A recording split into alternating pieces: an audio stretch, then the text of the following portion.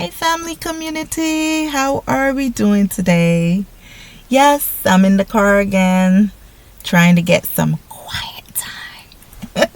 Yeah, some quiet time because when the kids around, sometimes you tell them, "Can you please be quiet? Give mommy a little moment, and then we'll get back to you." But they're not hearing that all the time. So sometimes you just need to get away and give yourself that little quiet moment. So I hope your week has been well. I hope you're having a wonderful, well-balanced, enjoyable weekend and just refreshing and unwinding and trying to find that me time, okay? Hope you're trying to do that. Okay, are you? Share that with me too. I want to know. Okay?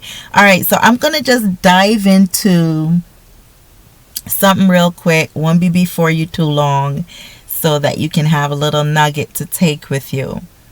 All right? So I usually get these little quotes or statements or questions or little story debriefings from Quora, a site called Quora. It comes to my email. I never signed up for it, or I don't think I did, but apparently I get these little emails coming through. Sometimes it's annoying, but sometimes they do have some real life situations and people asking questions and gaining different people's perspectives about what's happening or asking for advice and so forth. Sometimes I read them, sometimes I don't. But this one recently came through and I thought about it and I was like, I just finished talking to my daughter about something similar. So it was interesting and I thought, just share it. So there was this father and son, and the son had just graduated with honors, and I guess he wanted to teach him a lesson, but he also wanted to gift him something. So he said, "You graduated with honors, here's a Volkswagen." But this was a Volkswagen that he had bought many, many, many years ago. So he said, "I have my bestie that I bought many years ago. This Volkswagen has been with me and I'm gifting it to you. It is over 50 years old." So as we know, cars do depreciate, but these very old-fashioned cars like the Volkswagen and so forth are become very valuable, as we know. So he said, "But before I give this to you, son, take it to the dealership and see how much they're asking for it," right? How much they're going to offer you, how much they will offer you for the car. So the son took the car to the dealership, right? One quick second. I'm sorry. I want to read that part for you, word for word. So the dealership, the son came back from the dealership and told the father they offered him $10,000 because it looks very used. And the father said, "Okay, take it to the pawn shop." So he took it to the pawn shop. The son took it to the pawn shop. And when he came back, he said that they only offered him $1,000, right? Because they said it was too old. So the dealership said it was too used. The pawn shop said it was too old. And finally, the father asked the son to take the car to a classic car club, right? A classic car club, and show it there. The son took the car to the club and came back and said some of the people there had offered him $100,000 because it is a rare car, and it's sought after among the members. So a lot of people wanted this rare car. The father said to the son, "I wanted you to understand that the right place appreciates you in the right way. If they don't value you, don't be angry. Don't be angry. It just means that you are in the wrong place. Those who know your value are the ones who truly appreciate you. Never stay in a place where they don't recognize your value. That's so important. That is so important. Do not stay in a place that does not recognize your value. You should also not give them too much of your time by standing and arguing back and forth. It's not worth it, right? Because you have value. So that was a great lesson for a graduate to have from his father. A very great lesson. So we have to, when we speak fairly, we speak respectfully. When you do that, do you know your value? When you wear the right dress and the right shirt and tie, do you know your value? Do you?